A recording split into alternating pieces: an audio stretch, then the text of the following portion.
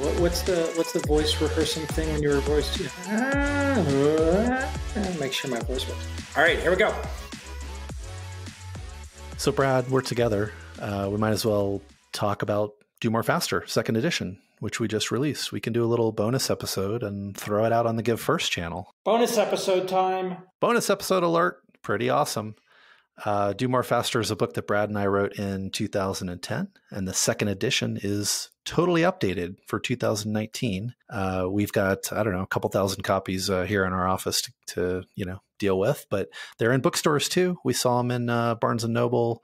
It's on Amazon. It's now out there. People can get it and enjoy it, I hope. Some early updates to it is instead of the cover being blue, the cover is now green. Genius. Fitting into the Techstars branding. And it weighs like twice as much as the original book because it's heavy. But it's heavier paper or something also. It's definitely deep knowledge that weighs a lot. Weighty material, Brad. Heavy knowledge. That is some heavy knowledge. I also just noticed, I'm staring at the cover, the S in Techstars is no longer capitalized. That was a big change. Second edition, what we did is we took the book, Do More Faster, from 2010, I think it came out that year, and spent some time this year and refreshed it all new for 2019. So it's got a lot of the same stories, but updated, things that have happened to the people that wrote the stories or the companies in the stories. A little bit newer information mixed in with some new concepts, but general same structure that we had before, just really modernized for what we've learned in the last 9 years. Yeah, we also did a pretty good job of freshening up all the, you talk about sort of what happened, but also all the stories about Techstars and sort of where Techstars is today. When we wrote the book, Techstars is only really a couple of years old. And today Techstars is 117 years old or something like that, or 12 years old.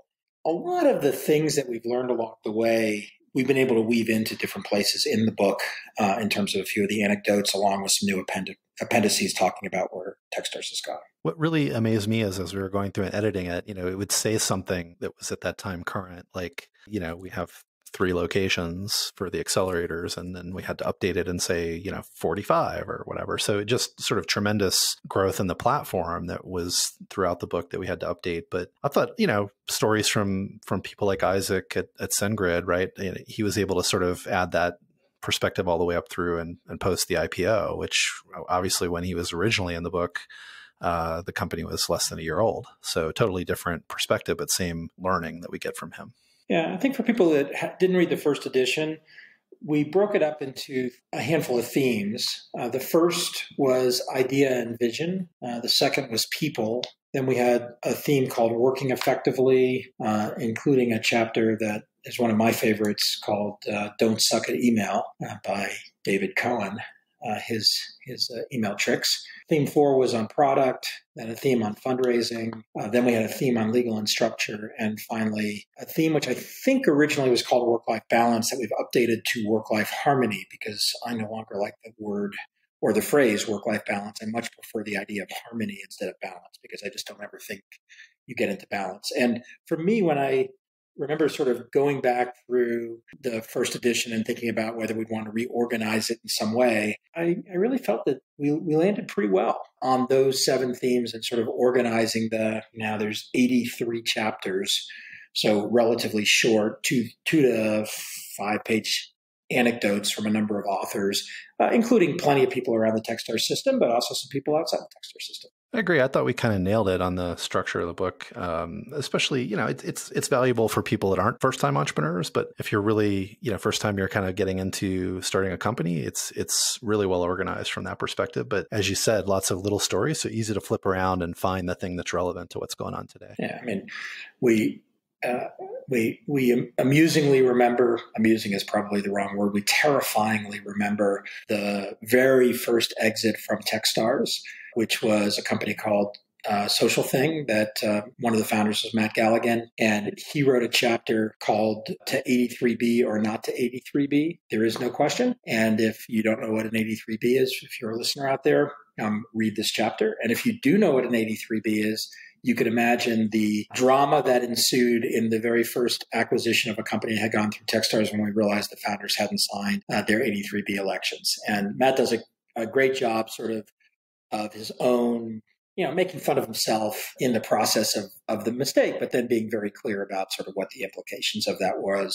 So all the chapters are things that we hear a lot around Techstars. One of the ones that I always still say, I feel like every day, is usages like oxygen for ideas. Matt Mullenweg, who his company WordPress was, I think, bought the second or third company that exited out of Techstars. Now there's been a couple hundred, but in the early days, right, Matt came by and ended up buying Intense Debate pretty early on for WordPress. But that concept of, get it out there and use it is something I find myself still talking to founders about every day. Instead of trying to make it perfect, you got to get it in the hands of customers to learn anything. It's a great chapter that I always remember. On the financing front, if you want to know what 3 things seed investors care about, Jeff Clavier has the answer for you in chapter 61. In chapter 67, Jason Mendelson, one of my partners at Foundry Group, has the canonical story on how to get help with your term sheet. And of course, Jason and I ended up writing a book called Venture Deals that came out about 2 years later. And